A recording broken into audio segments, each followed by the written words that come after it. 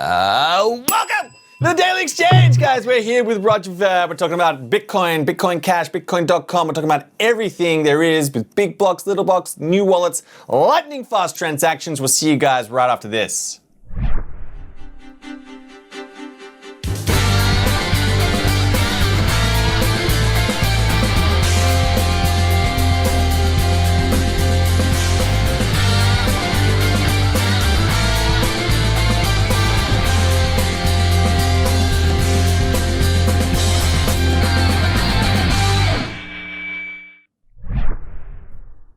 Guys, welcome back.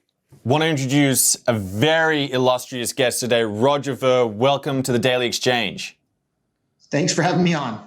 It's awesome to be here. Now, you're dialing in from whereabouts in the world are you today?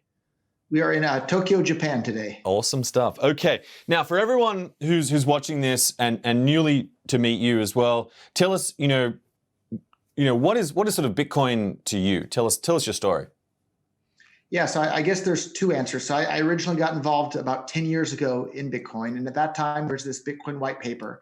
And the title of the white paper was Bitcoin, a peer-to-peer electronic cash system. And so for me, Bitcoin has always been about a peer-to-peer electronic cash system, making payments, buying and selling things, paying people around the world, receiving payments, doing all of that. But today, the thing that most of the world is calling Bitcoin just kind of turned into this speculative asset that everybody's speculating on the speculation of future speculators. And for me, that's not nearly as interesting as what I'm now involved in, which is called Bitcoin Cash. But for me, Bitcoin Cash much closely resembles the original version of Bitcoin that I became so excited about and became this worldwide phenomenon that Bitcoin is today. So there's several different versions now, but for me, it's always been about the peer-to-peer electronic cash aspect. Okay. Now, so for everyone, just to clarify, we've got Bitcoin, which is BTC, and Bitcoin Cash, which is BCH. Now, there were two things that sort of, divided, I guess, and went in two different ways. What's the major difference between Bitcoin Cash and BTC? The big difference is that Bitcoin Cash acts like cash. You can have fast, cheap, reliable payments worldwide, anywhere, instantly for a fraction of a penny. With BTC, the BTC version of Bitcoin now, the transactions by intentional design are slow, expensive, and unreliable. And so you don't have to be a genius investor to figure out which one of those long-term is going to be a better proposition for people to use around the world. As we saw right before we started filming, so we sent some from Tokyo to wherever you are in the world. It was fast, cheap, and reliable. You can't do that on BTC anymore. That's why I'm busy focusing on BCH, the Bitcoin Cash version of Bitcoin. Okay. Now, for everyone, just a bit of background as well. There's been a divide, I guess, of Bitcoin and Bitcoin Cash, and then there was another divide which made another coin called BSV, with Craig Wright being one of the leaders around that. Which we had an episode with Craig, but we're going to sort of talk about that later, and you can go back to that episode and have a look at that. What we're talking about today is BCH, and I want to talk about there's some incredible things that you guys are doing, and let's talk about that. So you've just released on the Bitcoin.com wallet, a lightning fast payment app. Tell us about that. Yeah, so we just released the latest and best version of our app. We have about 10 million wallets created with the Bitcoin.com wallet. And you can now not only send and receive Bitcoin Cash, but you can send and receive tokens on top of the Bitcoin Cash blockchain. And those tokens can represent absolutely anything, whether it's traditional dollars or fiat currency or shares in the company, or you can just make tokens for fun. You can do anything and everything with those tokens, and they're right there available in the Apple App Store, the Google Play Store, or for desktop as well. And it's a really, really big deal with our almost 10 million wallets created there. So you can make your own token in just a couple of seconds at mint.bitcoin.com, mint.bitcoin.com, and then do whatever you want with your token. So it's a really, really big deal. Okay. And let's go back. So let's talk about, we'll get into the simple ledger protocol, which is the new part of the wallet as well. Incredible. Let's go back. You talked about, you believe in Bitcoin being about cash, which is, from the white paper. And what do you think led to this divide in these two views of what Bitcoin is? There's however many billion people in the world, and different people have different opinions. So different people see different things better. Some people like vanilla ice cream, other people like chocolate, and some people don't like either of those things. And I think that's kind of how it is with cryptocurrency. But that's the beauty of the free market, is everybody gets to have the flavor of ice cream that they like, and everybody gets to have the flavor of cryptocurrency they like. So I invite everybody to try all the different cryptocurrencies and figure out which one's the most useful for you in your own life, and which one solves real problems for you in your life, and then use that one. And you don't have to have vanilla ice cream every single time you have ice cream. You can have a different one each time. The same with cryptocurrencies. You don't have to be married to one cryptocurrency. You can have a basket of them. And just like any smart investor in the stock market, you don't buy one single stock. You have a portfolio. I think the same thing is smart when it comes to cryptocurrencies as well. Let's talk about, I guess historically, chronologically, you guys recently sort of BSV and BCH sort of parted ways. I wonder, what sort of, I guess, were the differences there for everyone to understand? Why did that happen? Yeah, there isn't really a good answer for that. It was just kind of over trivial differences. The part that was probably the most frustrating is that everybody was getting together in Thailand to have a conference or a meeting about exactly what the future path was going to be. And that meeting was supposed to begin, I believe it was on a Saturday. And on the Friday night before the conference was supposed to begin, myself and Craig Wright and a number of other people all went to dinner, and we were talking about things. And then the next morning, when the conference, everyone woke up expecting the conference to begin, we saw that the BSV, the camp that wound up becoming the BSV, Bitcoin Satoshi's Vision camp, had put out a press release saying the conference is over. It's a huge success. Everybody's decided to follow Craig Wright and InChain and Satoshi's Vision. And they put that out before the conference had even taken place. So people were really frustrated and annoyed that sort of shenanigans was going on. And then it seems to have continued somewhat to this very day, with lawsuits and people suing people over, someone called somebody a bad name on the internet. I don't think that's something that's worth suing people over. But the Craig Wright's busy suing everybody, including myself, over that sort of thing. And it's really disappointing to say. Now, something of interest that's come up, I think there are some websites out there quite covering these lawsuits quite closely, is I think there was a few addresses that came out that Craig has submitted, and it's in the Florida court, and one with 50,000 Bitcoin, and one of them had signed a message that said Craig Wright is I don't know if I can say this, but I'm just repeating, I guess, what's written in the thing. Let's say said some allegations about who he is and what he stands for, and this. So someone's actually gone and signed a message, which is interesting. And I guess I'm fascinated because that seems to be quite a controversial thing right now, but where are you sort of sitting with this case? Does this change anything for you?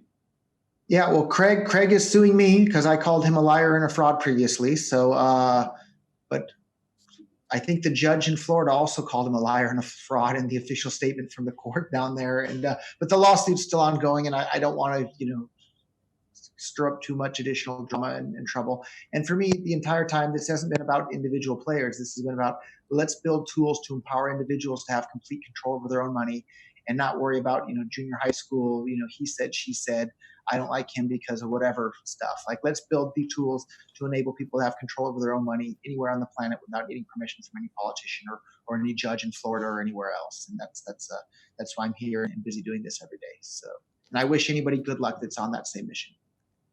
Awesome. Let's get back to it. So BSV and BCH, BSV has what's called they're going for larger block sizes. BCH as well has larger block sizes. So that's, can you just, explain to everyone, why did you increase the block size? What was the goal of that?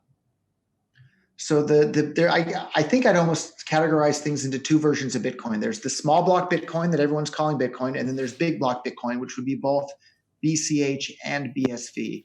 And so I'm a fan of big block Bitcoin in the sense that the market should determine the correct amount of block space to be produced. And the market will set the price, and the miners will decide what amount they want to produce at that price, just like the way the market produces ice cream. If people were suddenly willing to pay a whole bunch more money for ice cream, the market would start producing more ice cream until the price of ice cream comes back down to what the suppliers can produce it for. And so it's the same way with block space, right? The market needs to set those things. Whereas on the BTC version of Bitcoin, they think a bunch of software programmers using their central planning should decide what the appropriate amount of block space to be produced is. And just like with ice cream, if the government decided what the correct amount of ice cream and what the price of ice cream should be was decided by the government, the price would be wrong and the amount would be wrong. The same is true of block space in blockchains. So I want to see the market set that. That's why I'm a fan of Bitcoin Cash, because we're about letting the market set the amount of block space to be produced and the price that block space is sold for. Now, let's talk about there's some changes happening right now with block rewards. So block rewards are things that miners get paid. And I think to fund some of that development, there's a proposal or some discussion, and that you've got some really good ideas around funding some of the development of Bitcoin Cash with part of the block rewards. Can you sort of elaborate on that? So all the people doing mining between BTC, BCH, and BSV all use the exact same hardware, and different chains have different proportions of that mining power. So there was this really clever idea that people came up with where you can have all of the miners as a whole pay for the reward, part of the block reward, to go to fund Bitcoin Cash development. So because Bitcoin Cash just has a small percentage of the overall hash rate, it only pays a small percentage of the funds. And because BTC has most of the hash rate, it pays for most of the funds. And so that part was really, really clever. The hard part is figuring out what actually gets done with that money, who gets to use it on what. And so all sorts of politics got started with that. And if anything, I think it's kind of more trouble than it's worth at this point, because Bitcoin Cash has done just fine over the last 10 years, if you count it back to the original Genesis block. If things are working well, don't change them, right? If it's not broken, don't fix it, is kind of where my head is at for the most part. But it certainly was an interesting idea to get other miners to pay for Bitcoin Cash development, and there's still some discussion going on about that. But it seems like there's not much consensus around the communities exactly how to handle that. So some miners were calling it a mining tax. Do you think that's fair to call it a mining tax?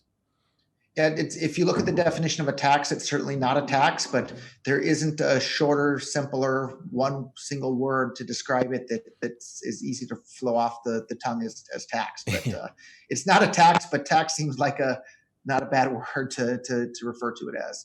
But it certainly isn't an actual tax. So let's talk about the funding. So how does Bitcoin Cash sort of development get funded today?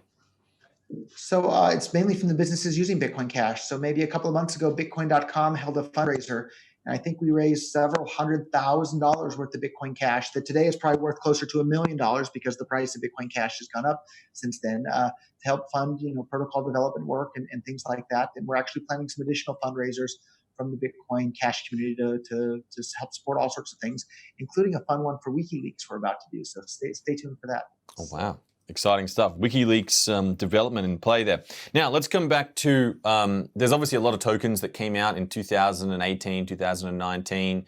A lot of activity there. I think some of that sort of died down a bit to some extent. IEOs then sort of got birthed and those kind of things, and they kind of died down. But there's still tokens being used today. Now, you have brought out a new ecosystem on Bitcoin Cash called the Simple Ledger Protocol. Can you just first explain to us, what is the Simple Ledger Protocol? Yeah, so basically it's a token system that sits on top of Bitcoin Cash. It wasn't created by me. It came along, another guy named James Kramer made it, and then I heard about it later, and I thought, oh, this is awesome. People should be able to use this. So now at Bitcoin.com, we've started building a lot of our infrastructure on top of this Simple Ledger Protocol, or SLP for short. And you can send and receive tokens anywhere in the world instantly, basically for free. And you can make those tokens as well, almost instantly and almost for free as well. It's about a 15th of a penny to make a token, so basically free. And just like we've seen with Ethereum, we're going to see all sorts of amazing things taking place on top of Bitcoin Cash with its token ecosystem called SLP. Fantastic. Now, just before the show, you sent me a token, some special ones, and they were instant. It was quite incredible. Straight. I hadn't used the Bitcoin.com wallet before, and it worked. And tell us about some of these interesting tokens that are on the protocol now. Well, there's all sorts of things. There's ones that are tied to the US dollar, and there's ones that are tied to shares in different companies, but anybody can make a token. So some joker out there made one token that is called the Wuhan infection virus token. So people have been sending that around and infecting other people with the token. So if any of the viewers here want some Wuhan infection virus tokens, they can download the Bitcoin.com wallet and post their SOP address in the comments below, and we'll make sure that people send them some Wuhan infection virus tokens if you want to see it in action and just how fun this is. So post your SLP address below, and I'll make sure that you get infected too.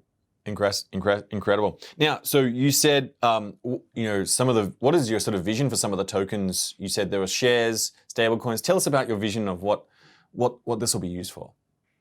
So we also built this thing that's called a Dividend Calculator tool, where you can scan the blockchain to see which addresses have which tokens, and then you can send dividend payments to all those token holders.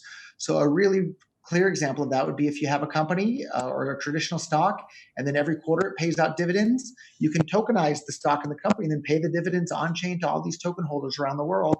So now instead of having to have an E-Trade account to buy whatever stock, all you need is a wallet with no sign up required, and then you can have these tokens and receive your dividend payments just like that. So I think that's a really big deal. It's going to be fun as we see more and more people using that around the world.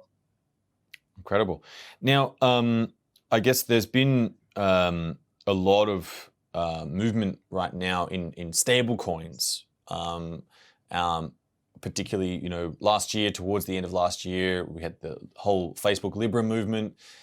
Some of the stable coins that are on other protocols have really started to pick up in terms of usage. Do you see stable coins as being another major use case of the Bitcoin Cash network? Clearly. So there's already a couple of stable coins on Bitcoin Cash, but the world's biggest stable coin so far has been one called Tether, right? That's pegged to the US dollar. And a little birdie told me that that's about to launch on top of Bitcoin Cash and SLP as well. So I think that'll be a really big deal as well once you can send and receive your tethers on top of Bitcoin Cash. Incredible. So a bit of a tie up there between the Tether crew and the Bitcoin Cash network, which is incredible. And just to give everyone context as well, I think it's almost $1 billion or plus in funds on the Tether. I think it's around 4 billion actually. Oh, is it? Okay, my numbers have clearly not quite up to date. That's a lot of use case, right? That's a lot, and I guess it being stable. Do you think that kind of delivers as well to this idea of Bitcoin being cash? Yeah, so and I just checked. It's $4.6 billion worth of Tether at the moment, and it's really, really convenient. People are using it for all sorts of things all over the world. Even in China, people are using the Tether to buy and sell and pay for things. So I think it's an example of just how useful blockchains have been. But with Tether, you have the counterparty risk of whoever's holding the US dollars that are supposed to back that. Whereas with actual cryptocurrencies like Bitcoin Cash, there is no counterparty risk. The asset itself is the token itself is the asset, rather than just representing some exterior asset. So I'm a big fan of Bitcoin Cash directly because it's the asset itself. Whereas with Tether tokens, as useful as they are, there's still the counterparty risk of whoever's holding the dollars in whatever bank account somewhere. Let's talk about, Roger, about the future of Bitcoin Cash and where you sort of see it going. What are some of the developments you see right now over 2020? What are you focused on? So one of the other things I'm really excited about we'll see rolling out this year is a thing called Cashfushion, which is privacy on top of the Bitcoin Cash network. And we're building that right into the Bitcoin.com wallet that'll be turned on by default. So with all these users of Bitcoin Cash, you'll have privacy in the same ballpark as a coin like Monero or some of these really strong privacy coins. And so I think that's a really big deal because if you study what makes money, money has to be fungible. And if it's not fungible, it's not good money. And fungibility is just a fancier sounding word for privacy. So we're building that right into the Bitcoin.com wallet. And like I said, we have just about 10 million wallets created on that platform. So that makes us the second most popular cryptocurrency wallet in the entire world at this point. So that's a really big deal. Okay. Now, when obviously we had this divide last year, do you think there's any chance of BSV and BCH coming back together? I think anybody can join whichever coin they want. They just sell one coin and buy the other, and boom, they're right there in that ecosystem. So I'm a fan of people being able to have vanilla ice cream or chocolate ice cream or BSV or BCH or BTC or whatever is useful for them in their own lives. But as far as like everything coming back together and the blockchains merging, no, I don't think that's going to happen. Okay. With obviously the to give context as well, there's a lot of I guess this comes to about the governance of the coin. How is Bitcoin Cash governed? There's a number of competing development teams within Bitcoin Cash. So it's actually a more decentralized development ecosystem than things like the BTC version of Bitcoin. There's Bitcoin Unlimited, there's Bitcoin ABC, there's Bitcoin Verde, there's Bitprim, there's a whole bunch of them out there.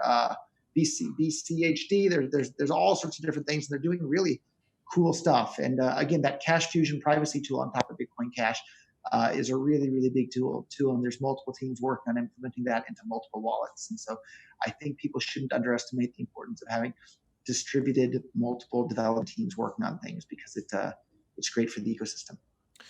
Do you think in the future that, or over the next year, there might be any other forks or any other camps that are? How would you what's your sort of view on the state of each camp and where it's sort of at? I mean, it's cryptocurrency, so you never know what's going to happen. There's never ever a boring day in the world of cryptocurrency. So yeah, there might be. I don't know about tomorrow. There might be a fork today, right? You never know what's going to happen. So. Okay, but nothing you see on the horizon I don't see anything on the horizon. No, I don't. But you never know. Okay, now there's obviously a lot of I guess debate right now philosophically. You've got the halvening of Bitcoin coming up this year, and do you have any, how do you feel about, I guess people are concerned about the mining and miners getting paid and the transaction fees obviously covering that. Do you think the halvening will stop Bitcoin? So this will be my third halvening, and I'm not worried about it one bit. So it reminds me a lot of Y2K. I'm old enough to remember that. Everybody was scared that airplanes were going to fall out of the sky and nuclear reactors were going to melt down and the world was going to come to an end at Y2K. And in reality, everybody was prepared for it, and not much of anything happened. And people had the same sort of worries about the last two happenings. They thought, oh, the whole network's going to come to a halt and this will be a disaster. And then it was smooth and nothing happened at all. And I think it'll be the same way for this next happening as well. That's coming up shortly. It'll be a non-event. Okay. And in terms of, I guess there's some point in time where transaction fees need to cover, I guess, mining rewards to pay for mining. How do you see that playing out? Well, we have about 120 years until the mining reward runs out, and I think there's much more urgent and pressing problems to figure out and worry about than something that's going to take place in 120 years from now. So I'm not too worried about that either. And in order just to keep the same amount of network security the network has right now, the price only has to double once every 4 years. And historically, Bitcoin's done far, far, far, far more than that. So I don't think it's a legitimate concern at this point. Okay. In 100 years, maybe. Oh, that's a while. Let's talk about the future as well from here. If you were to sort of look forward, maybe more sort of 5-10 years from here, which I think is more interesting. And you've been in this space for over 10 years now. Where do you see the future going from here? What are you seeing as some of the key milestones or pillars? I think more and more government-issued digital currencies on token platforms are going to get more and more traction and more usage in commerce. And we're already starting to see that with things like Tether. But there's going to be more adoption in commerce. There's going to be more adoption in people around the world using it in their daily lives. And before we know it, it's just going to seem natural for people to use blockchains to make their payments. I think that trend is going to continue. So we've had a decade of it already, and it was set back a little bit by the Bitcoin scaling civil war and all of that. But now things seem to be back on track and moving in the right direction. And time will tell which network effect gets the lion's share of that. But be a smart investor. Don't put all your eggs in one basket. Which I guess area of sort of cash or payments do you think that I guess cryptocurrencies will first emerge in and be I guess the dominant form of payment? Cross-border international payments is where cryptocurrencies are the strongest, right? If you use a bank to send money from Japan to anywhere else outside of Japan, it'll take a couple of days and cost $50.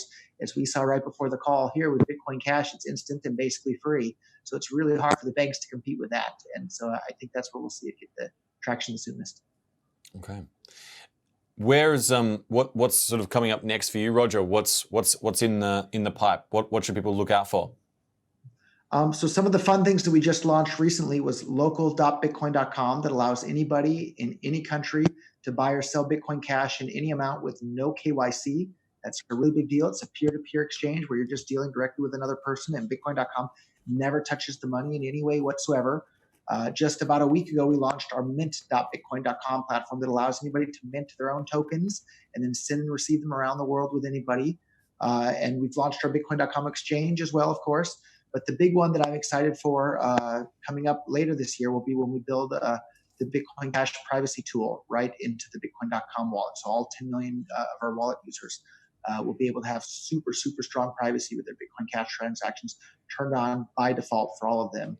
That's a big deal. And then, I almost forgot about our Bitcoin Cash Register app as well, available in Android and iOS. The Bitcoin Cash Register app allows any physical shop to start accepting Bitcoin Cash in like 30 seconds. It's so easy. There's no sign up. There's no term of service. There's no monkeying around at all. You install an app, you set the payout address, and boom, you're ready to accept Bitcoin Cash in your business. Incredible stuff. Roger, if anyone wants to follow you out there, where should they be heading to? Yeah, I'm on Roger K. Veer at Twitter.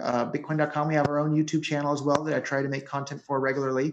But don't believe any of these fake Roger Veer Instagram accounts or Twitter accounts or anywhere asking for you to send them some Bitcoin Cash and they'll promise they'll send you back double. They're all fake. Don't believe any of those from me or Vitalik or anybody else out there. If something seems like it's too good to be true on the internet, it probably is. So don't send your cryptocurrency to strangers on the internet. Awesome stuff. Roger, thank you so much for joining us on the Daily Exchange. Guys, that was Roger. Obviously, do subscribe, do follow us. You can check out Roger as well and all this upcoming stuff. We'll see you guys later. Yeah!